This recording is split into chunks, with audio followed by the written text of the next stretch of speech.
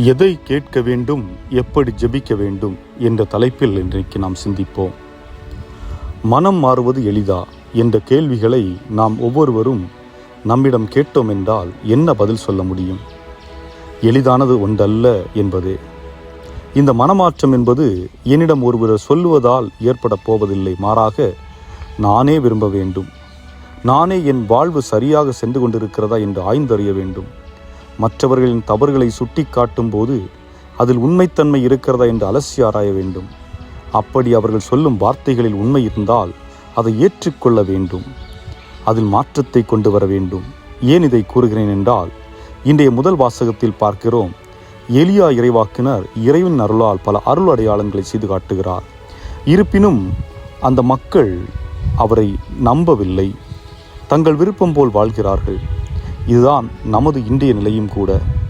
நமக்கு நம் இறைவன் மீட்பர் என்று தெரியும், அன்பு செய்கிறவர் என்று தெரியும், உலகை தன் கட்டுப்பாட்டுக்குள் வைத்திருக்கிறவர் என்று தெரியும், புதுமைகள் செய்யும் வல்லவர் என்று தெரியும், இறந்தவரை உயிர்ப்பித்தார் என்றும் அவரே உயிர்த்தெழுந்தார் என்றும் தெரியும்.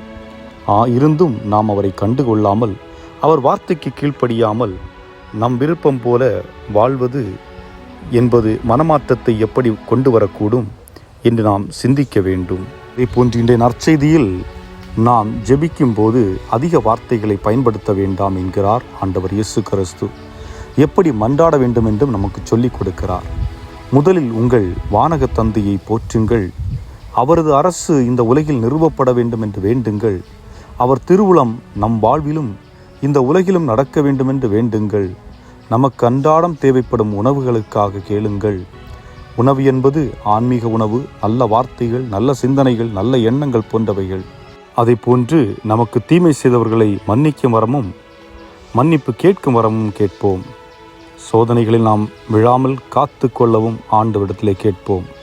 இதைத்தான் ஆண்டவர் இயேசு நமக்கு கற்றுக் கொடுக்கின்றார். அதை நாம் வாழ்வாக்க முற்படுவோம். ஆக மனமாற்றம் அடையுங்கள்.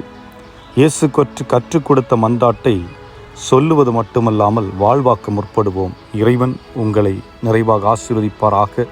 இந்த நாள் இனிய நாளாக அமையட்டும்.